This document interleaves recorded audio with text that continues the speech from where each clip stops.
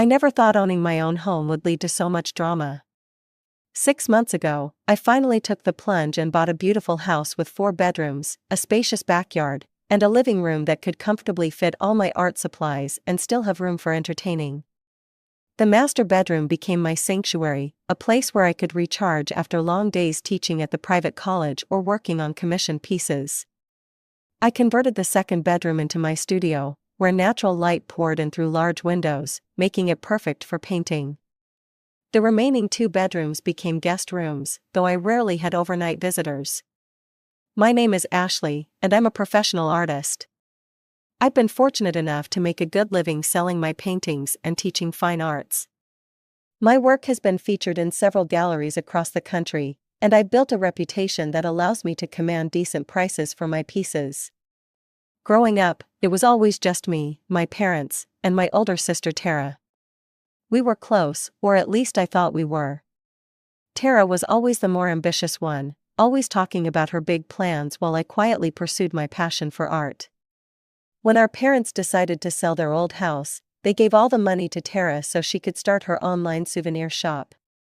It was supposed to be a loan. She promised to pay them back once her business took off. Sure enough, Tara's business failed within months. Just like that, our parents were left without a home and without their retirement savings. They started renting an apartment, but it was expensive, and I could tell they were struggling. "Ashley, sweetie," Mom said during one of our weekly dinners. "Your father and I have been thinking, that house of yours has so much extra space." I knew where this was going. "Are you asking to move in with me?" Dad cleared his throat. "We wouldn't ask if we had other options. The rent is killing us." I didn't hesitate. "Of course you can stay with me, you can have the larger guest room." They moved in the following weekend. I didn't mind supporting them. I was in a position to do so. I covered the mortgage, utilities, and groceries without complaint. They were my parents, after all, and they'd supported me throughout my childhood and art school. It felt good to be able to give back. Life settled into a comfortable routine. I taught my classes 3 days a week, worked in my studio, and occasionally traveled for exhibitions. My parents kept to themselves mostly, watching TV in their room or taking walks around the neighborhood. Last month, I had a major exhibition in Colorado. It was a big opportunity, a solo show at a prestigious gallery that could open doors to new collectors. I carefully selected my best pieces, packed them with extreme care, and flew out for the week-long event. The exhibition exceeded my expectations. I sold several paintings, made connections with gallery owners interested in featuring my work, and even got approached about a potential book showcasing my artistic journey. I flew home feeling accomplished and excited about the future. What I didn't expect was to open my front door and find a pile of suitcases in my living room. Or to see my sister Tara sitting on my couch with her husband Mike and their 4-year-old son Noah.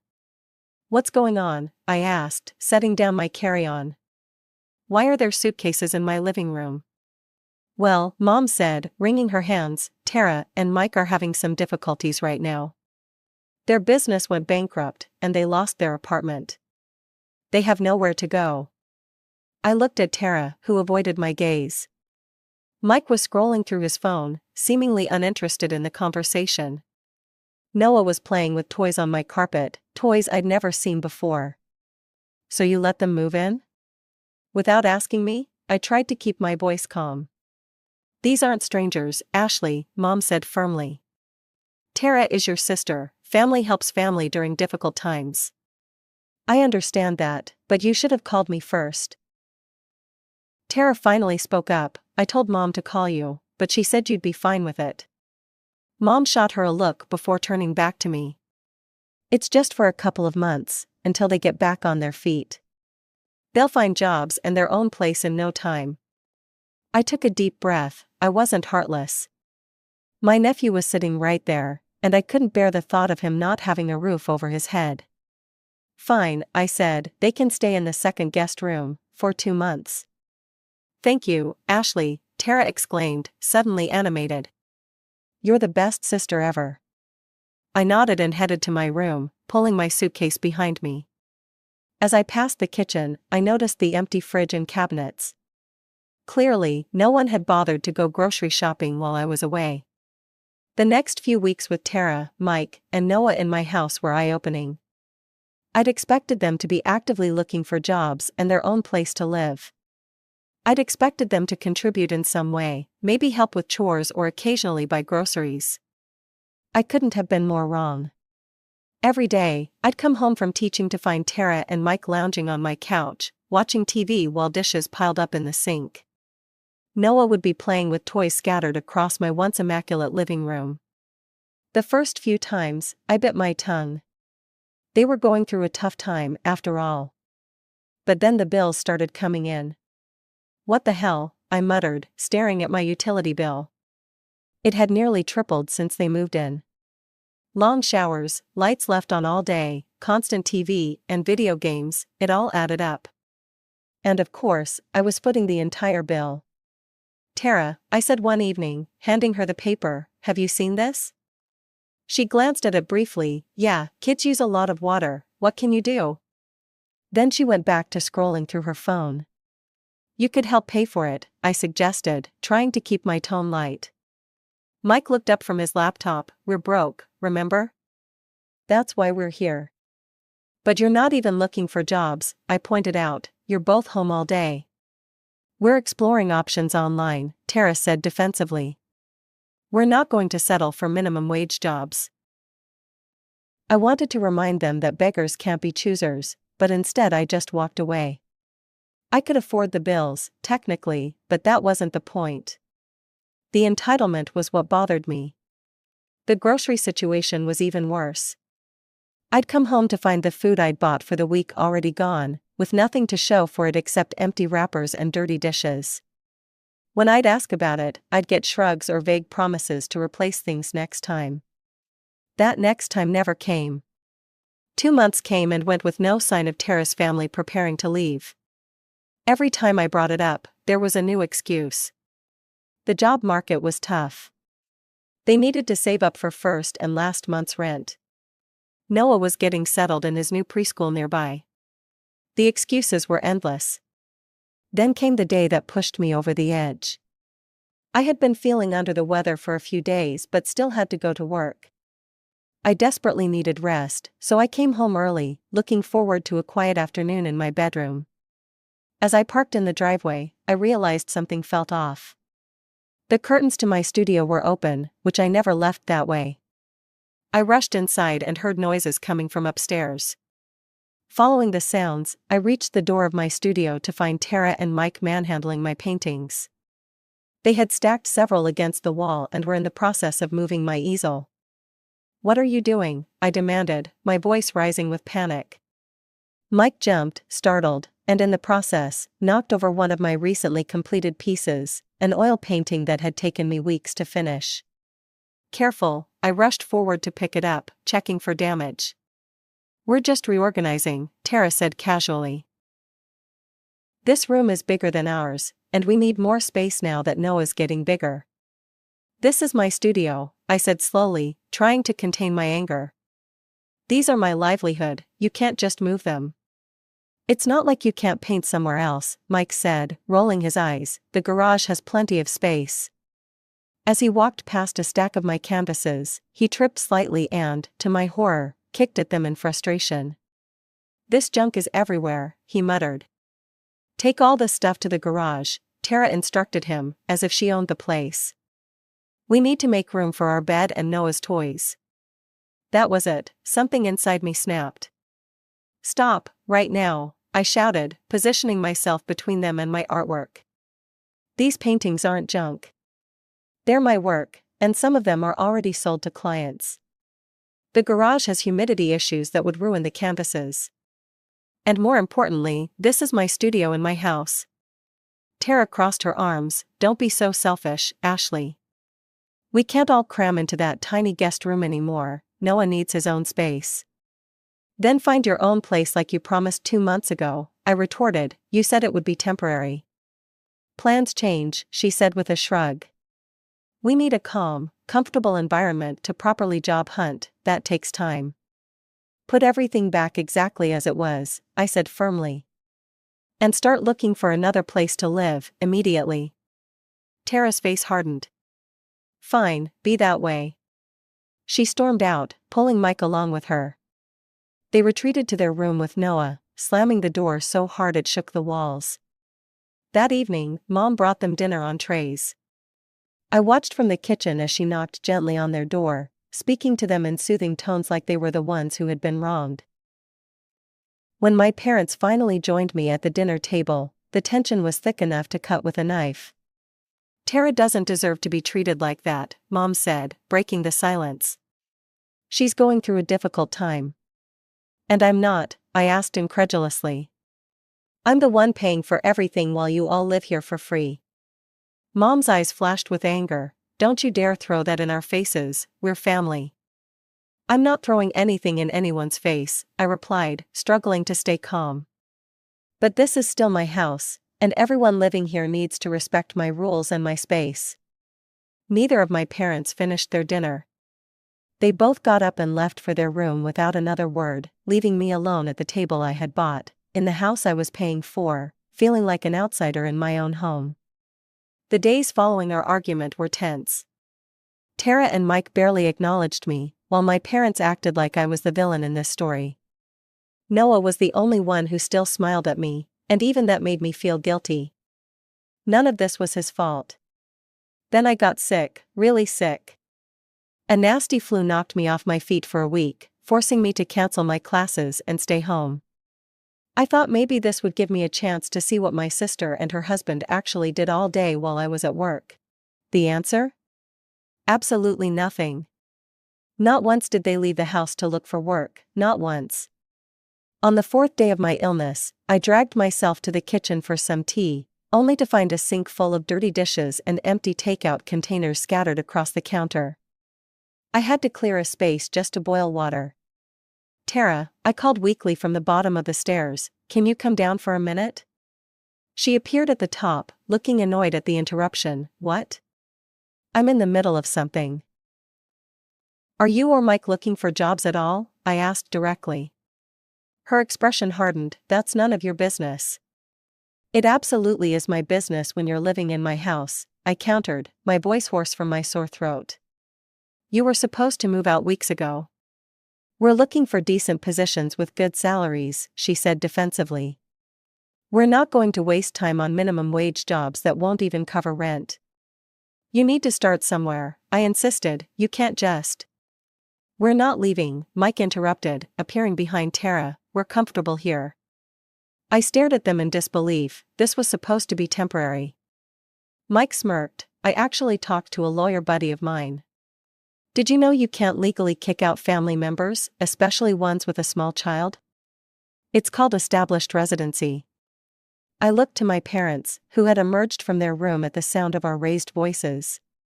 To my horror, they both nodded in agreement. Tara's right, Ashley, Mom said firmly. You can't just throw your sister and her family out on the street. If you try, we'll all go to court. I felt like I'd been punched in the stomach. My own family was threatening to sue me over a house I bought, that I paid for, where they all lived for free. I was too shocked and too sick to argue further. I retreated to my room, my tea forgotten, and collapsed into bed. As I lay there staring at the ceiling, a plan began to form in my mind. If they wanted to play hardball, I could too. I waited until the following weekend. My parents mentioned they were taking Tara, Mike, and Noah shopping at the outlet mall an hour away, one of their many outings using my gas and probably my credit card. I feigned still being too sick to join them. The moment their car disappeared down the street, I sprang into action. I called Jack, a locksmith I knew through a former student. While waiting, I began gathering my family's belongings. I started with Tara and Mike's room, stuffing their clothes into their suitcases with little concern for neatness. I collected Noah's toys more carefully, making sure his favorite teddy bear was easily accessible. Then I moved on to my parents' room, packing their essentials with a strange detachment. Jack arrived promptly and didn't ask questions when I explained I needed all the locks changed immediately. He was efficient, replacing the front door deadbolt, the back door lock, and even the side entrance to the garage. I thanked him, paid him extra for the rush job, and continued my mission. I dragged all the packed suitcases and boxes to the front yard, arranging them neatly on the lawn. The whole time, I kept thinking about Noah. He was innocent in all this, and yet he'd be affected by what I was doing. But I couldn't let my sister and her husband take advantage of me forever. If I gave in now, they'd never leave. 3 hours later, I heard cars pulling into the driveway. I watched through the window as confusion spread across their faces at the sight of their belongings on the lawn. Then realization dawned. Tara was the first to reach the front door, yanking on the handle before trying her key, which no longer worked. She banged on the door furiously. "Ashley, open this door right now," she screamed. I steeled myself and opened the door just wide enough to speak through the gap, keeping the chain on. "Take your things and leave," I said calmly. "You can't do this," Mike shouted, pushing against the door. "This is illegal." "Actually, it's my house," I replied, "and you've overstayed your welcome by months." My father tried to reason with me. "Ashley, honey, think about what you're doing. Where are we supposed to go? You should have thought about that before threatening to take me to court," I said, my voice breaking slightly. "I've supported all of you without complaint. I paid all the bills, I bought all the food. And this is how you repay me?" Noah started crying, confused and frightened by all the shouting. That nearly broke my resolve, but I held firm. "I'll give you an hour to collect your things," I said. "After that, I'm calling the police to report trespassers on my property." Mike kicked the door hard, making me jump back. "You'll regret this," he threatened. For the next hour, I watched through various windows as they loaded their belongings into their cars, cursing and shouting the entire time. Tara took photos of the scene with her phone, which should have concerned me, but I was too numb to care. Eventually, they drove away, my parents following Tara's car. The sudden silence in the house was deafening. The next morning, I woke to my phone exploding with notifications. Tara had posted a long, emotionally manipulative story on Facebook, complete with photos of their belongings on my lawn and Noah crying on my front porch. She described me as heartless and selfish, claiming I had thrown them out without warning after promising they could stay. Comments flooded in, mostly from extended family and mutual friends taking Tara's side, expressing outrage at my cruelty. Few bothered to ask for my version of events. I considered responding with the full story but decided against it. Instead, I posted a single comment: "Before judging me, ask yourselves if you'd be willing to take in Tara's family. My door is always open to those who actually need help, not those who refuse to help themselves." Surprisingly, my father's cousin Aunt Marie, who had been the most vocal in condemning me on social media, calling me heartless, cruel, and a disgrace to the family, suddenly posted that she would take Tara and her family in. "Family helps family," she wrote self-righteously. "I'll show Ashley what real compassion looks like." I almost called to warn her what she was getting herself into but decided against it. She'd made her point publicly, now she could deal with the consequences privately. A month passed, and the drama gradually died down. Then I got an unexpected call from my cousin Jenna. "Ashley, it's Jenna, got a minute?" Jenna was Dad's cousin's daughter, and we'd always been friendly though not especially close. She hadn't commented on any of Tara's posts, which I'd appreciated. "Sure," I said cautiously, "what's up?" "I thought you should know, Aunt Marie kicked Tara and Mike out yesterday. The police were involved." I sat down heavily on my couch. "What happened?" "The same thing that happened with you, basically," Jenna said with a sigh. "They moved in with her after you kicked them out. She felt sorry for them because of Noah. But they did nothing to help around the house, even though Aunt Marie specifically took them in because she needed help with some repairs. Let me guess, they didn't pay for anything either?" "Nope, and when Aunt Marie got hit with a massive utility bill and asked them to contribute, Tara told her they were staying for free whether she liked it or not." Sound familiar? I couldn't help but laugh, though there was no humor in it. "What about my parents?" "They're staying with Tara and Mike at some motel for now. I think your dad and mom both got jobs at the grocery store down the street from there." The news hit me harder than I expected. My parents working at a grocery store in their 60s? Despite everything, it pained me to think of them struggling. Weeks turned into months. Spring arrived, bringing with it new gallery opportunities and a fresh outlook.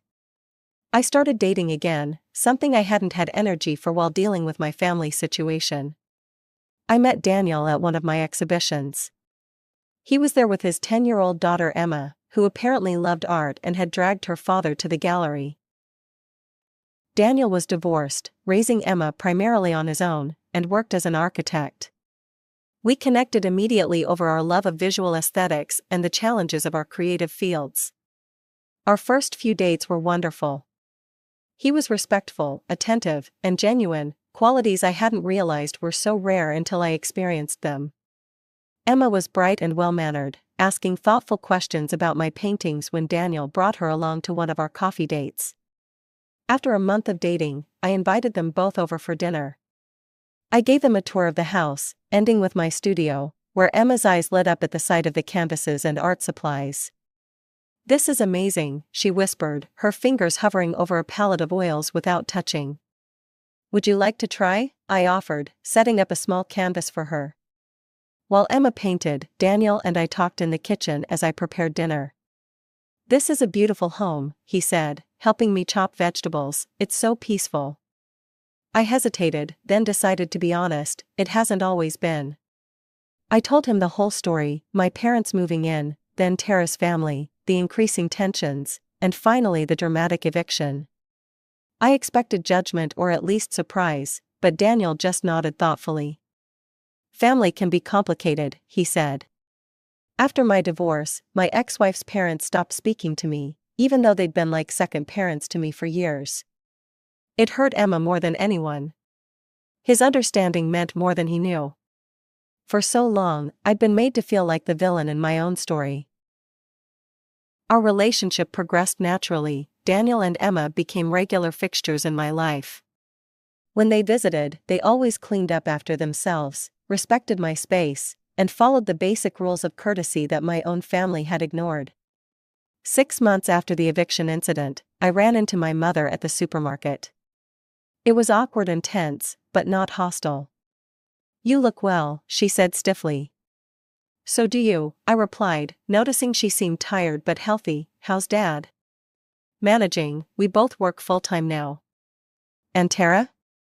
Mom's expression hardened slightly. "They found an apartment.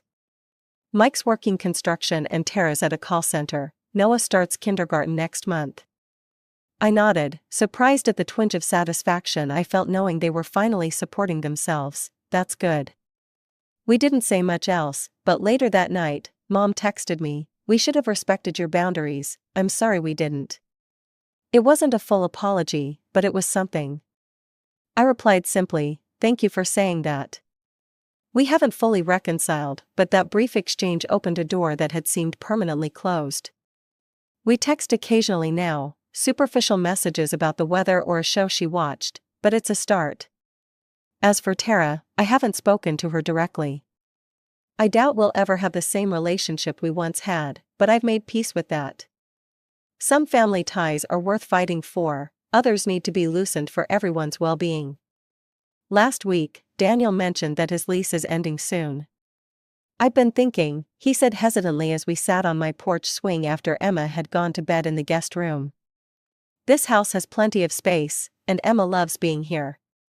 "Are you asking to move in?" I asked, smiling.